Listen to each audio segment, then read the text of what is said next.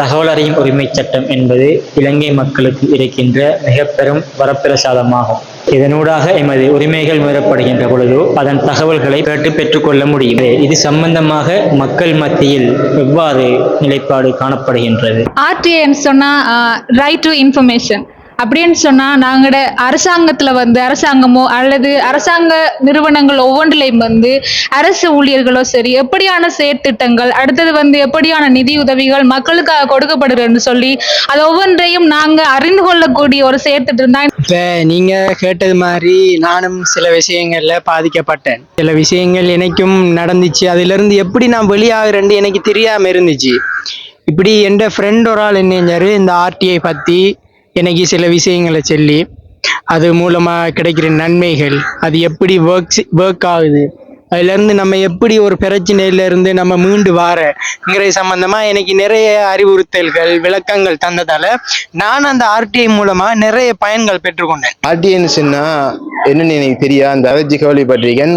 நமக்கு எது அநீதி நடந்துச்சுண்டா அதை நம்ம சட்ட கேட்டு நம்ம பெற்றுக்கொள்றோம், அவ்வளவுதான் தெரியும். மற்றும்படியா பத்தி எனக்கு ஒன்றும் தெரியும். 2016 அந்த காலகட்டத்துல ரைட் டு இன்ஃபர்மேஷனுக்கான ஒரு வரைவு சமர்ப்பிக்கப்பட்டுச்சு. அதாவது நல்ல வரைவு, அது சொல்ல போனா அதாவது உலகத்திலே நம்ம கம்பேர் பண்ண போகல இங்கிலாந்து மற்றும் சில நாடுகளுக்கு அங்கால 3வது சிறந்த ஒரு ரைட் டு இன்ஃபர்மேஷனுக்கான சட்ட வரைவை முன்வைச்ச நாடா இலங்கை இப்பயும் இருந்துகிட்டு இருக்கு. உங்களுக்கு தகவல் அறியும் சட்டம் பற்றி ஏதாவது தெரியுமா? இல்ல ப்ரோ, பத்தி நம்ம நாலேஜ் இல்லை. உங்களுக்கு ஏதாவது தெரியுமா bro? Sorry bro, I don't know about it.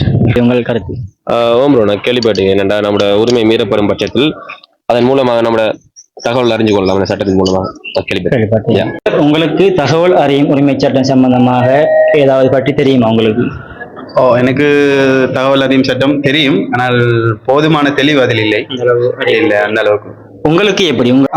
RTI என்னென்று தெரியும், எப்படி அது ஒரு சிறிய ஒரு தெரிந்த அளவு தெரிஞ்சு வச்சுக்கிறேன். ஆர்டிஐன்னு டென்ஷன்டா இப்போ நமக்கு உரிய உரிமைகள் நிறைய இருக்கு. அது சில டைம்ஸ்ல மீறப்படும்.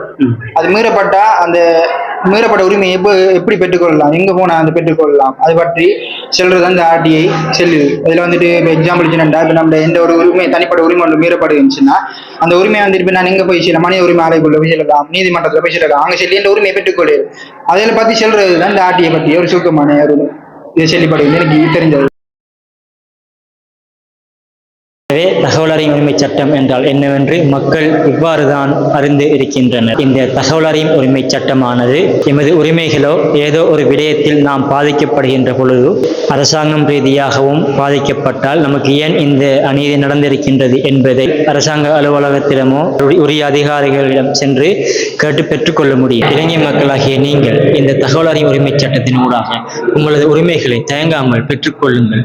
நீங்கள் விண்ணப்பித்து உங்களுக்கு ஏதாவது அநீதி ஏற்படும் இடத்தை நீங்கள் விண்ணப்பித்தால் அதனை 14 நாட்களுக்குள் உங்களுக்கு அதன் தகவல்களை பெற்றுக்கொள்ள முடியும். எனவே இந்த உரிமை சட்டத்தினை நீங்கள் தவற விடாமல் பயன்படுத்திக் கொள்ளுங்கள்.